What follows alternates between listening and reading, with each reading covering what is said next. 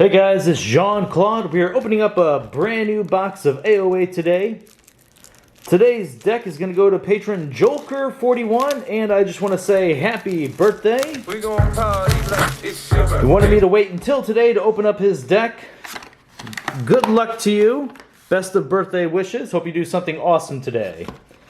Alright, let's see here. Okay. Same sort of flaps we had with the last box.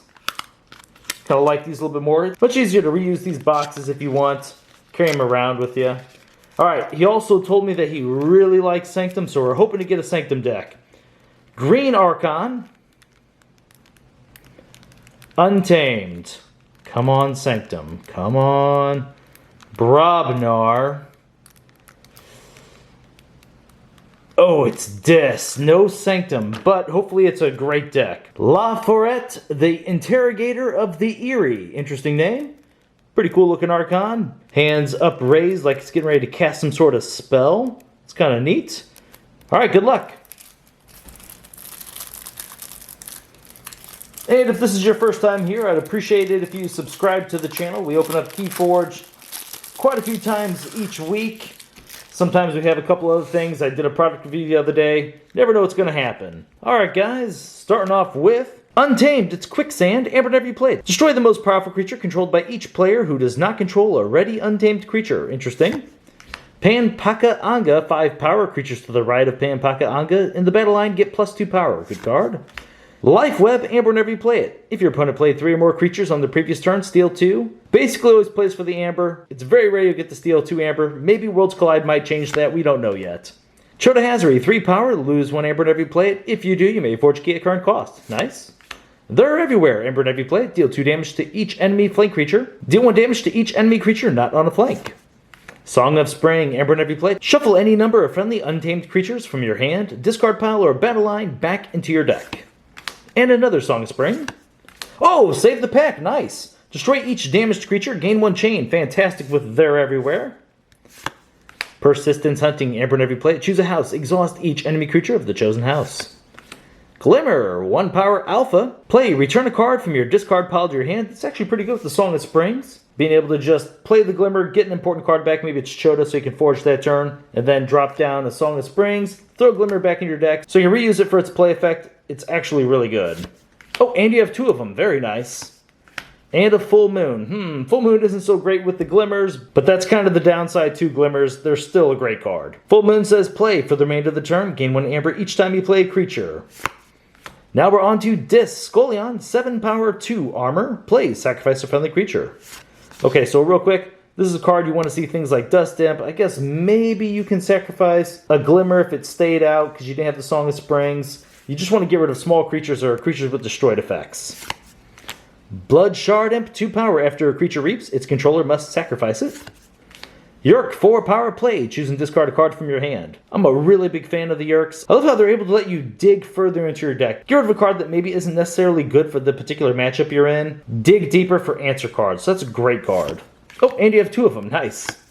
Strek, 2 power. Elusive. While it's not on the flank, your opponent refills their hand to 1 less card during their draw card step. Misery Exploit. Oh, that's so good with They're Everywhere. Gain 1 Amber for each damaged enemy creature. Oh, Dust Imp. You got a destroyed effect with your Scolion. 2 power. Destroyed. Gain 2 Amber. Oh, and you have a second one. Very nice. Call of the Week. Amber whenever you play it. Destroy the least powerful enemy creature. Charette. 4 power. Play. Capture 3 Amber. Great Amber control. Oh, and you have 2 of them. Excellent.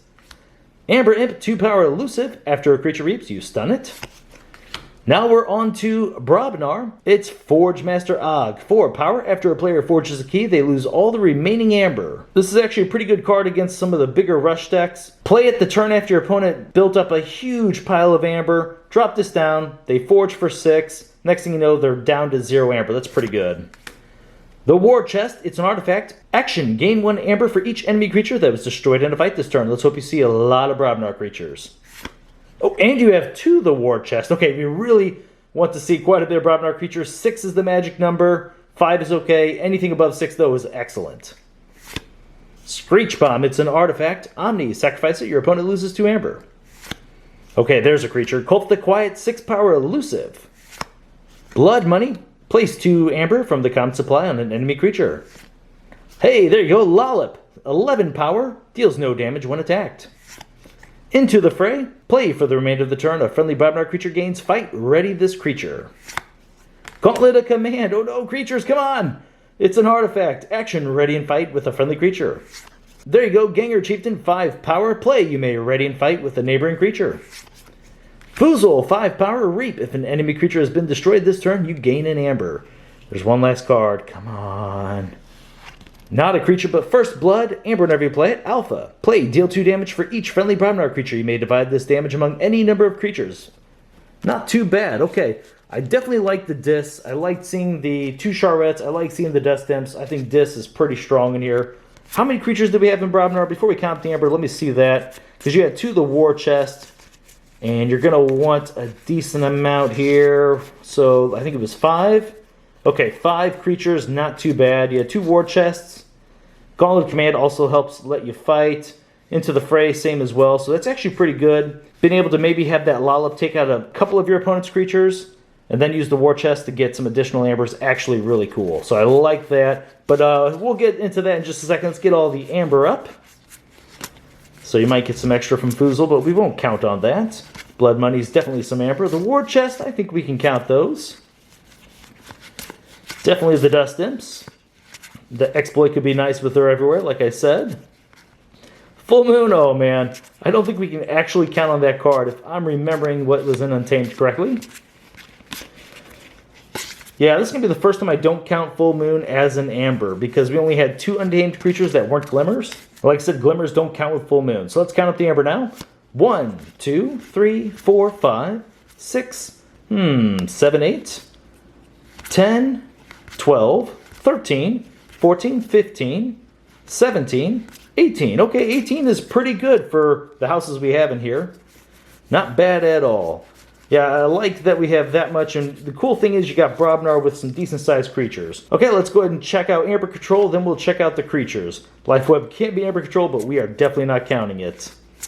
Let's see here. Not going to see any in Brobnar. Oh, actually, we'll have the Screech Bomb. Okay, there we go. Amber Imp can count. Charrettes are nice.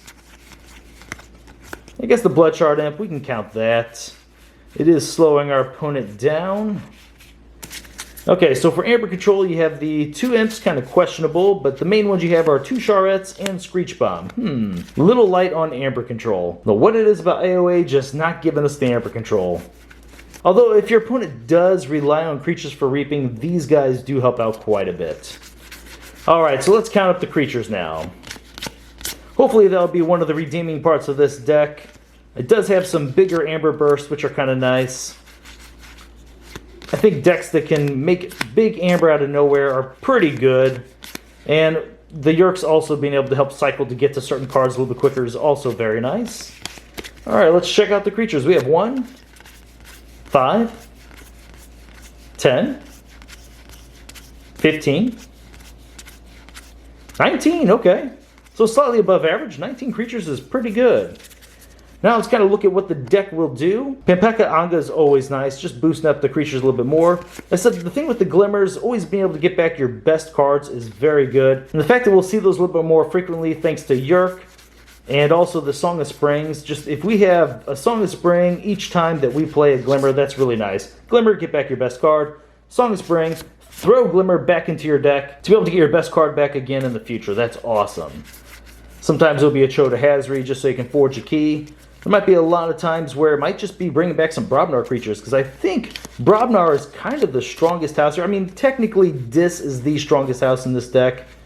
I do like being able to set up where you get all these Brobnar creatures back, and being able to do the effects that this Brobnar has in it is really cool. Gauntlet Command, having the creatures out with the First Blood, spreading out that damage is really nice. So the War Chest, the fact that you have 2 of these, this can add up to some insane amount of Amber. That's really cool. Into the Fray kind of helps with that. The Brobnar is actually a pretty good house. It all complements each other very nicely. Again, your Chieftain also gets an additional fight for those War Chests. Foozle gets extra Amber. I mean, that's just really good. I like that. I think Untamed is the weakest house in here. Dis was pretty good. We had a big creature here. Card cycling. Strek, if he's not on the flank, will reduce the amount of cards our opponent has. Amber, slowing down our opponents with Amber. Amber control, yeah, this is super strong. It doesn't quite have the same synergy Brobner has, but it is a good house. As far as the combos, I already talked about, they're everywhere, combined with Save the Pack. Luckily, I guess for your Untamed, it is a very good supporting house. You did have things to slow them down. You had ways to bring back some important cards. Full Moon shouldn't be in this deck. Anytime I see Full Moons and Glimmers, or Full Moons and Bumblebirds, I am not happy. The algorithm pretty much should have prevented those. Obviously, I'm kidding. I like the algorithm. I like how random everything is. It's awesome. It's actually what makes this game so great. But yeah, I mean, Forge Master Og does give you some game against some rush decks. That way you can hopefully build up your board and then eventually get this huge, crazy, insane Brobnar turns going. That'd be awesome. This also is able to get you all that Amber and do a lot of cool little tricks as well. So, yeah, overall not too bad of a deck. And also Misery Exploit as well with that They're Everywhere is real nice. I like that we have two different cards we can combo with this. So even if you don't have the Save the Pack with They're Everywhere, having the Misery Exploit is just as good. And hell, sometimes you go They're Everywhere, disc for Misery Exploit, then next turn, Untamed, kill all the creatures. You don't mind doing that sometimes. It's a little bit slower, but you know what? It's worth getting that big burst of Amber and taking care of all their creatures. Alright, so the rating for this deck, the Amber was pretty good. Amber Control Light, above average creatures. So we're going to give the rating of this deck a C+. It could be as high as B-. It's really reliant on the order that you draw your cards. They're Everywhere is a very important card. Overall, the deck is pretty solid. It's going to perform pretty well at your local chain bound. I think once you get all the combos going, you just got to know which cards to hold on to and which ones to pitch. Alright guys, well thank you very much for watching my videos, and I will see you next time.